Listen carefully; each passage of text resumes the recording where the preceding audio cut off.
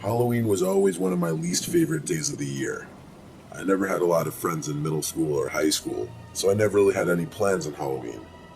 In middle school, I didn't really go trick-or-treating, and in high school, I never really went to any Halloween parties. This was also at a time when my sister was away at college, so due to the fact that my parents were hardly ever home, I'd usually be home alone. This was one of many Halloween nights that I was left home alone. Halloween was on a Friday this particular year, so kids were out in droves and later than usual. My parents were gone for the week. My mom left a bunch of bags of candy for me to hand to kids.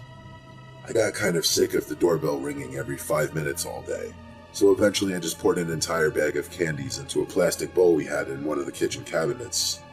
My mom never really liked leaving a bowl on the stoop, but she wasn't there, so what was she gonna do?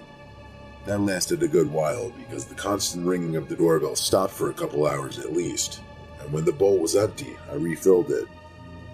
I wasn't expecting to hear the doorbell again the rest of the night because even if the bowl were emptied, I assumed people would know not to bother ringing the bell at a house with an empty bowl. So when the bell did ring again, I was not only surprised, but also felt a hint of annoyance. I ignored the first ring, but about 30 seconds later there was another ring. This time I got up from my computer, pausing the game I was playing, and went down to check who was at the front door. I opened the door, and there were two guys in white vendetta masks holding small plastic bags with very minimal candy inside, it seemed. Neither of the two of them said trick or treat. They just ominously both stood there, and then lifted up their bags and held them open.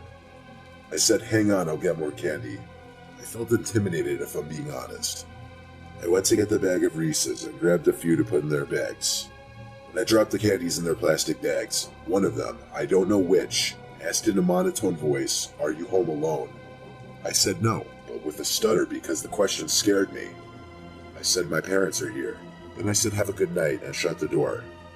I waited by the door listening to see if I'd hear them walk down the steps. I finally heard footsteps leaving, so I felt relieved and started going back upstairs. But that question, "Am I home alone?" kept haunting me. I couldn't just go back to my game after hearing that.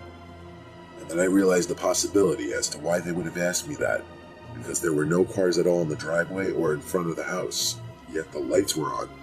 Then when I, an at the time 14-year-old kid, opened the door, I probably looked like the easiest target ever. My paranoia was clearly justified though, because while sitting at my desk trying to get back into my game, I heard this loud bang from my window. I was on the second floor, so clearly something was just thrown at the window. My heart started to pound the inside of my chest again. In response, I turned off the computer screen and desk lamp to bring darkness into the room. I then looked out the window, and though I couldn't see anything out there because it was too dark, another object was thrown at the window right in front of me, this one scaring me even more than the last. It sounded like a rock. I instantly felt this intensifying sense of danger. I ducked back down behind the window and left my bedroom.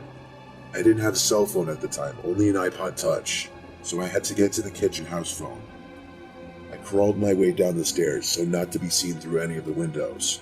I got to the kitchen phone and dialed 911, but I think they saw even just the light from the little screen of the phone, because there was suddenly an aggressive banging on one of the kitchen windows.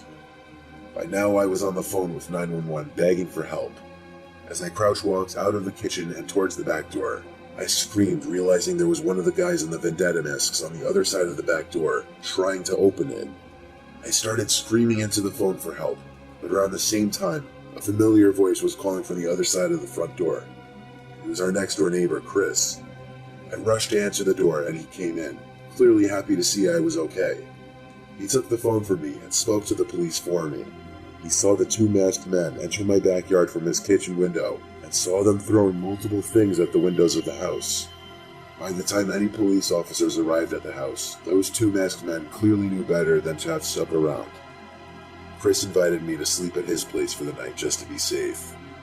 He was good friends with my dad before he moved, so he really didn't mind helping me.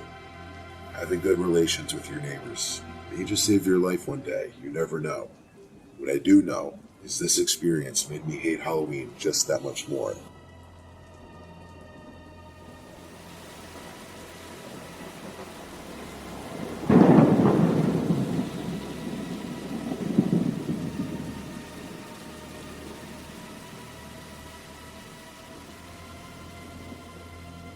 experienced a sketchy situation on Halloween a couple years ago. My cousin came over for Halloween that year just to go trick-or-treating. I was 15 at the time, and I know that's a bit old for trick-or-treating, but hey, it's free candy. My cousin was also 15, and we were planning on taking it easy that Halloween and just hitting enough houses to make a reasonable haul before we went home. My friend and his younger brother went with us, but we eventually went our separate ways. It was pretty busy, and there was a whole lot of kids at every house with decorations up. My cousin Jack and I decided to hit some of the houses with lights on with no kids already on the front stoops. Lots of houses that we had already hit before that had no decorations up and had lights on all had people inside ready to deliver candy to trick-or-treaters.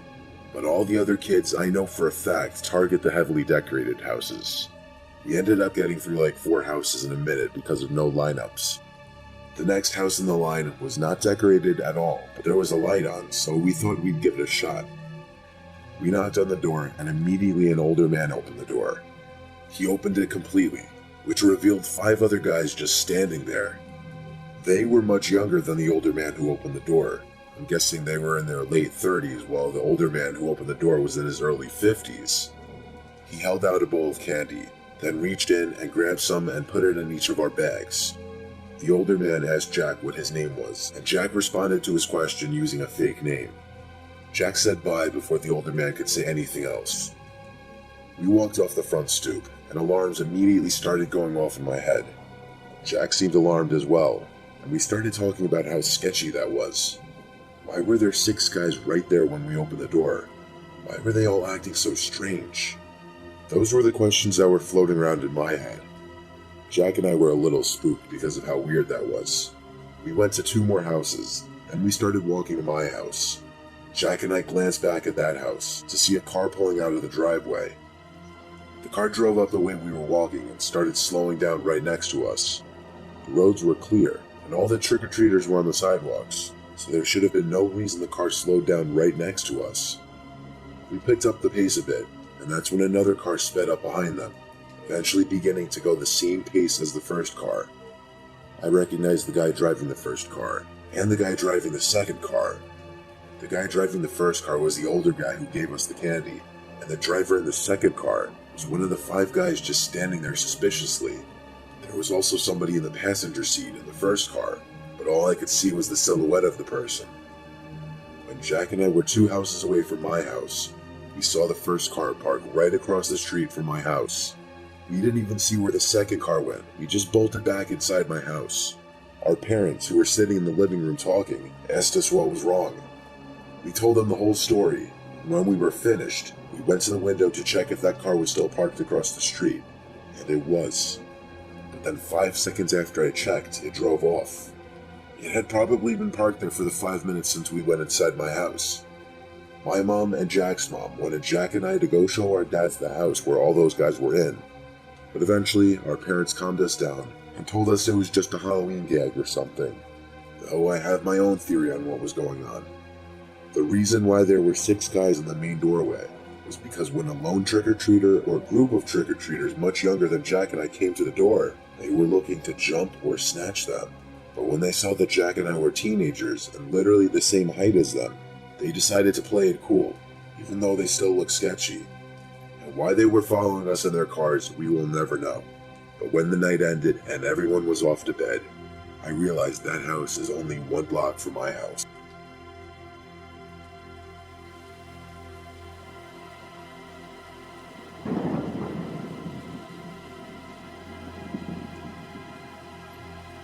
This was many years ago. My old buddy Anthony and I were getting on our costumes to go trick-or-treating. We started going house to house just like a normal night.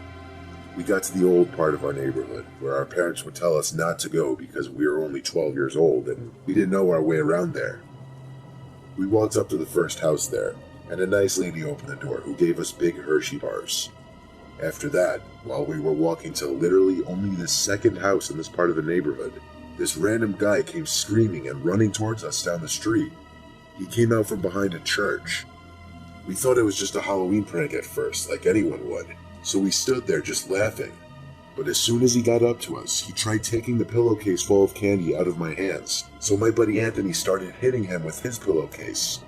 By the time we got to this old neighborhood, we had a lot of candy, so being hit with that pillowcase surely had to hurt. Anthony was hitting him until he let go of the pillowcase and started running away. We thought that was the end of him, until we started walking back, extremely shocked and confused. I called my mom and asked her if she could pick us up because we were pretty far from home, and that whole experience kind of made us want to get off the streets. As soon as she got to our location, we explained what happened, and she almost didn't believe us. That's how ridiculous it sounded. We got home around 10 p.m., and shortly after that, there was a knock at the front door. My dad figured it was just a late-night trick-or-treater, so he went to answer the door, and standing there was a man in a jumpsuit with a Michael Myers mask. My dad was confused because he was wondering what he was doing out alone trick-or-treating, and based on his height and build, he looked like an older man, not a kid or a teenager. Either way, my dad just gave him candy and didn't really care to say anything. But while Anthony and I were sitting on the couch, we noticed him staring at us, like his masked face was staring right at us in the living room. I felt slightly unsettled by it and was waiting for him to just turn and leave. My dad ended up shutting the door in his face when he wouldn't walk away. So fast forward to like 1 in the morning. We were about to go to bed, but on our way upstairs, we heard a knock at the door. There was no way I was opening the door at that hour, and I knew this couldn't be anything good this late. So I went to tell my dad there was a knock at the door, and he said just ignore it. So Anthony and I go up to the room and turn on a movie. Anthony heard something though, and told me to mute the TV, and when I did, I heard it too. It was the sound of leaves crackling in the backyard. I looked in the backyard, and I saw that man in the Michael Myers costume, swinging on the swing set in our yard, staring into my bedroom window. I felt like my heart jumped out of my chest and up into my throat. It's like he was purposely recreating a scene from a horror movie to scare us. I ran into my dad's room and told him that the man in the Michael Myers costume was on our swing set. He took on this expression of shock and concern just like ours, and he looked outside, but he didn't see anyone there. Then, right when we were looking, we heard a knock at the back door. My dad went downstairs to the door, but nobody was there. This man was toying with us, harassing us to scare us. It had to be a Halloween prank. My dad was equally concerned now. All of a sudden, I heard my mom scream in the other room. So Anthony, my dad, and I ran upstairs to see the man in the Michael Myers costume standing at the end of the bed staring at my mom. My dad told Anthony and I to run and call the police. My friend and I ran downstairs and grabbed the nearest phone. We called 911 and told them that a man dressed as Michael Myers had broken into our house. The operator asked if everyone was all right. I said he's upstairs, and my dad has him, but we needed cops immediately. She told me to stay on the phone and that police were en route to the house. From upstairs, there was the sound of my dad screaming, followed by their sliding window being pushed open. The two of us ran upstairs to see my mom and dad laying on the floor. My mom was crying. My dad's nose was bleeding. My dad said the man jumped out through the window. When the police arrived, Anthony, my dad, and I told them everything we could. They did a sweep of the property inside and out, which took about 20 minutes, and the premises was clear. I think that might have been my last year trick-or-treating, and for good reason. I still wonder if the man that tried to take my candy was the man wearing the Michael Myers costume, and I deeply regret leaving that part out of the story we gave to the police.